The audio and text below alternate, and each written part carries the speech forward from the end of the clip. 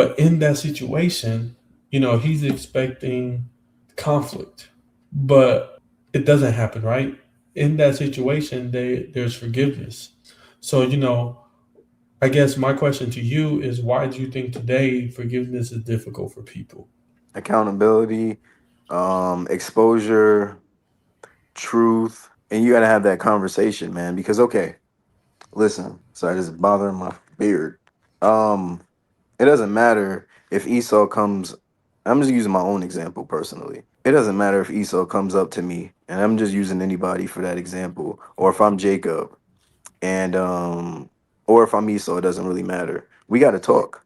I can forgive and everything, but if it's kind of like a deep cut wound like that, that's like, hey, this is not just some, hey, we fell out. Oh man, what happened? What's going on? But if there's like a deep cut wound or something like that that hurts the other person, especially the one that's running away and fearing that there's going to be a confrontation, it's usually because they know that there's accountability there, that they did something, to initiate that. And I find that, and the reason why I say that is because I find with most people who are truly innocent, they're the ones most desperate to cling on to that, which is, peaceful. Usually always the innocent person, or usually the one that's like, man, I'm so confused, what the heck is going on, you know let's talk about it. And the other person that has kind of like something that may be a mirroring, they are projecting what they feel on a person and making a person feel guilty, and the truth is they know they hiding something, if that makes sense.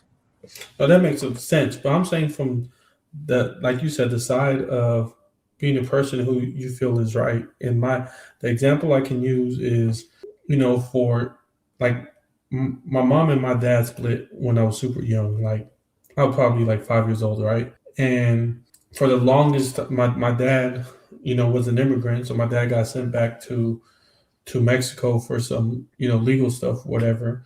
And I hadn't talked to him for 20 plus years. And there was a feeling of resentment against him. There was a feeling of like, like hatred, like you said, like just being upset.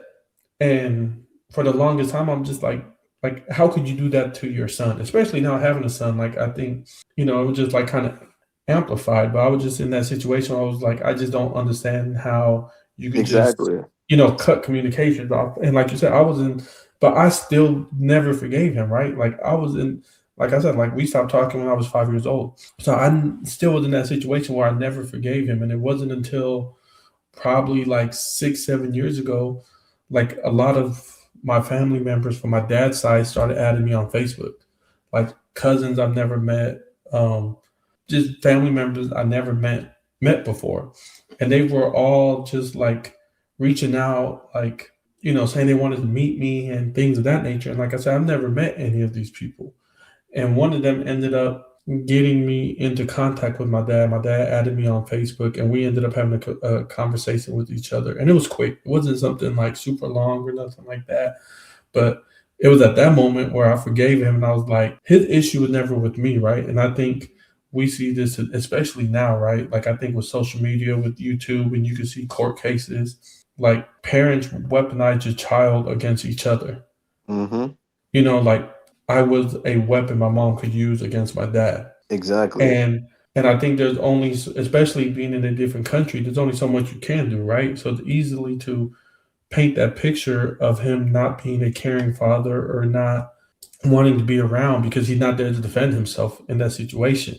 And I'm not Mm-hmm. saying he's in the right. I'm not saying he did no wrong, but I, now being older and being a father myself, I could definitely see the real issue was between them, right? And it shouldn't have spilled over into myself and my brother and sister, but it did. And it took me, like I said, it took me 20, 25 years to finally kind of accept that and be like, I really shouldn't have been as mad at you as I was. You know what I Yep. mean? And Yeah. reading, this part of Genesis and Jacob's story, like that resonated with me because I'm like, it doesn't happen overnight. And I think with Jacob's story, it wasn't the very next day he understood, oh, this is where I messed up, this is where I got to do better. It takes time.